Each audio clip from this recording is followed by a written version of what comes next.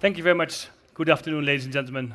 What an absolute pleasure to be here back at MISC. I was here last year, and this year the venue is even better than last year. It's such a pleasure to be here and to share my insights on the big shift and how to prepare for a data-driven future. My name is Dr. Rijmenam, and I'm a strategic futurist, which means that I think about emerging technologies and how they change organizations. I like to practice what I preach, so you might see my digital twin on the top left screen, which might come by later today as well. I've written a few books, and I run a media platform around emerging technologies as well. But more importantly, I consider myself as an optimistic dystopian, which is a bit of an oxymoron. It's a bit difficult to have two opposing viewpoints in your head, but I do that because I find it important to understand how emerging technologies are going to change our society and our organizations and our personal lives. And today in my talk, I will have both the optimistic and the dystopian side combine to help you understand how the big shift is going to impact your life. Because we are moving to a digital renaissance. And this is not the same as the renaissance from 100 or 200 years ago.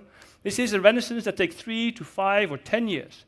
And in those years, it will completely change how we run our society. It will change how we run our personal lives, and it will change how we run our business.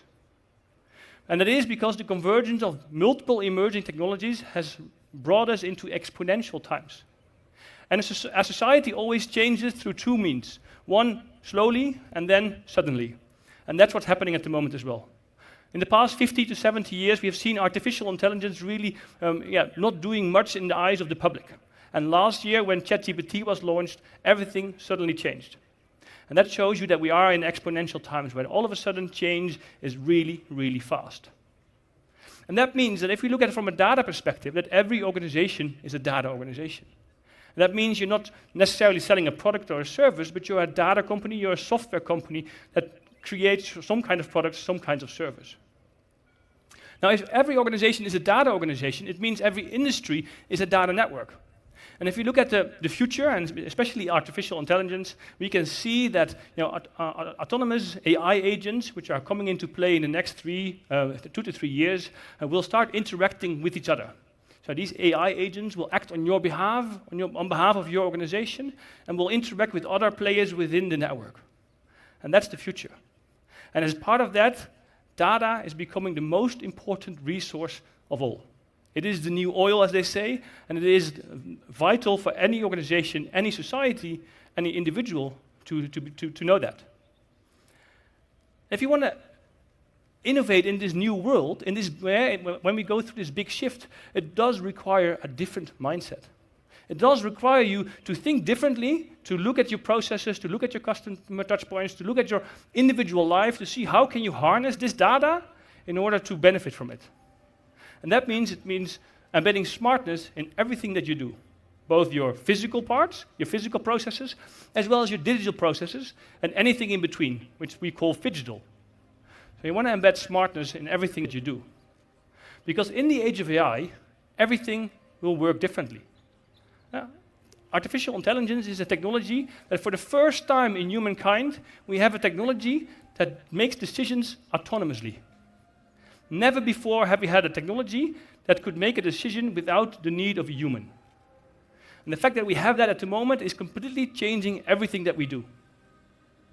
And that requires you, if you want to be ready for this big shift, if you want to prepare for the organization for tomorrow, it requires you to be knowledgeable. It requires you to be up to date of how the world is changing.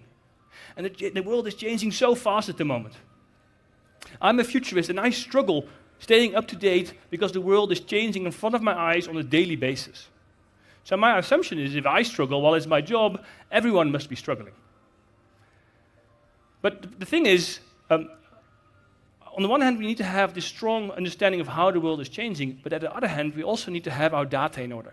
Because if we don't have our data in order, if we don't have a strong data foundation, we cannot benefit from all these new technologies. And that applies for individuals, it applies for businesses, and it applies for countries, for governments.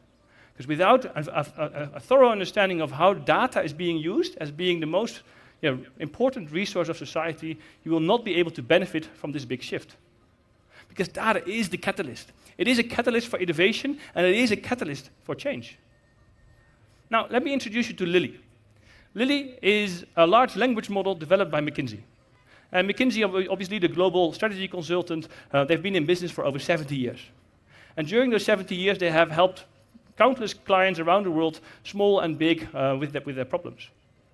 And what they have done now, they have used all that knowledge, all that content that they've created, all those case studies from the past 70 years, and they threw it into a knowledge base, and they created Lily. And Lily is named after the first female employee who worked for McKinsey. As a result, any employee of McKinsey, as well as any client of McKinsey, now has access to this large language model and can speak to this large language model in their natural voice. So no longer is it required to learn to code or to program in order to understand all this knowledge. You can just speak in your own natural language, just like ChatGPT. Now, you might argue, well, this is all very nice, but this is only for the large companies.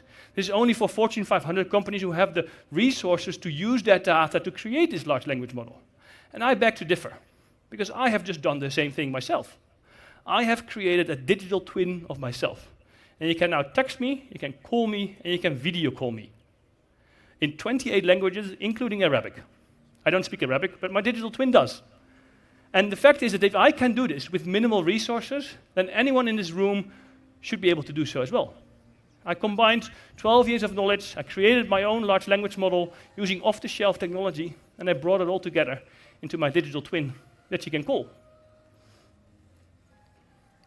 So, if we want to embrace data, and if we truly want to be innovative, it opens an endless blue ocean of opportunities that you can use for your personal lives, for your business life, or for your country. And we have to become fluent in this new language. We have to become fluent in the language of tomorrow. Because if we don't speak the language, if we don't speak the language of this data-driven society that's ahead of us, how can we navigate it? As I said, I don't speak Arabic, so I have a great time here in Saudi Arabia. But if I were to speak Arabic, I would have even had a better time. And the same applies to the digital world that's ahead of us. We have to speak the language of tomorrow. And that means we must become digitally aware. Because I believe that we sort of sleepwalked into this digital age, with us not being fully aware of how all these digital technologies are working. It has resulted in countless problems. And this is my dystopian side that I said would come. Because I think it's important to be aware of how this technology, which is inherently neutral, can also be used for negative impacts, especially in a post-truth world. So some of you might have seen this image. This is an image from the Pope wearing a white puffer jacket, which went viral a couple of months ago. This image is a fake, and that's sort of the problem that we have here. Because we're entering this post-truth world where we have all these technologies at our availability, where we can interact with just our voice to create everything from reality to fake. And that results in an important question. And I show you how deep the rabbit hole goes. This isn't real. What is real? How do you define real? What is real? How do you define real? That's the important question we need to ask today. Because only a few years from now, good luck with telling fiction from reality. Because what you see here is a burning car, but if it weren't for the pink balloon that you see, you probably wouldn't have seen that it was a fake one, and it was created with a game engine. So now we've reached an age, an era, where we can create all kinds of fake news that will have a big impact on our society. And if you thought that the polarization, manipulation, and misinformation that we've seen across the globe during the social media era was bad, it will be child's play compared to the age of AI, where these can happen at an exponential pace. And I do believe that 2024 will be the year of deepfake, unfortunately. Because if I can create a digital twin of myself with minimal resources, anyone can. And that is problematic. So the question then, of course, is how can we prepare for this big shift, this massive change in our society, and how can we protect ourselves? Because especially when change is exponential, adaptability becomes crucial. And we have to prepare ourselves to do so. Especially because it was always the case that researchers thought that AI would predominantly affect the blue-collar workers, the truck driver, the taxi driver, etc. But research has now shown that generative AI will predominantly affect the mediocre office worker. And that means if you're currently at university, it also means that the job you're studying for might no longer be there when you finish your studies. So you have to be flexible for that. So how can we be ready for this big shift? How can we prosper? I think it means we need to focus on different skills that truly matter. First of all, we need to focus on adaptability, because the world is changing so fast nowadays. As I said, I struggle to keep up, and it's my job to keep up. So we need to understand what's going on a constant basis. We need to be agile. We need to be flexible. We need to be able to, to avoid being stuck in our patterns and try to switch whenever a switch in society requires that. We need to have strategic foresight, which means we need to understand how the world is changing. How are these digital technologies impacting our lives so that you can prepare for it? And that requires also to have digital literacy, to become digitally aware. It requires you to understand how these technologies that are changing our lives are affecting your personal life as well. Because without that, you're driving in the blind. And with that, as I mentioned before, technology is neutral. So we need to do this from an ethical perspective. We need to use these technologies in a responsible manner for the betterment of society. So it's time to look up. It's time to start using these technologies, just as I do. And if I can do it, anyone within this room can do that. And when we do that, we also need to think, when we start to think big, when we start to think from the big shift, we also need to think long term.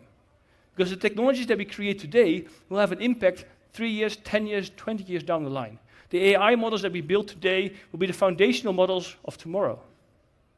So it means we have to stop doom scrolling and start using these technologies. And with that, we have a global responsibility. And 2 weeks ago, we had the AI Safety Summit, and the Bletchley Declaration was signed, including by Saudi Arabia. And this is a great step forward, because it shows that the world is serious about AI and serious about the risks that come with AI.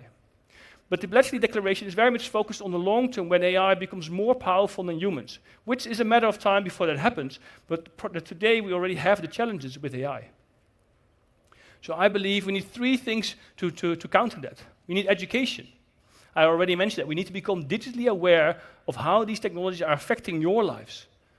We need to be able to verify these digital tools. We need to be able to verify that when someone calls us, whether or texts us or video calls us, we know that this person is who they say they are, which becomes increasingly difficult. We want to know that when we see an image or a video online, that we can trust that this is an honest and a real image instead of a fake image. This is a technical challenge and very, very hard. And the third thing we need is regulation. We need to be able to regulate these technologies. The same way that we regulate drugs that will impact our body, we need to have regulation for these technologies that will impact our minds. Because otherwise, as a society, when we go through this big shift, we have a hard time, I think. And with that, when data becomes the most important resource in society, I think data rights are becoming as important as civil rights. That is how important data is in the 21st century. So the question is, if we want to move through this big shift, if we want to come out on the other hand in a positive way, I think if we use education, if we educate ourselves, if we verify and if we regulate, and if we learn how these technologies will affect your life, whether it's your individual life, your business, or your societal level, then we'll end up in a thriving digital future. Thank you very much.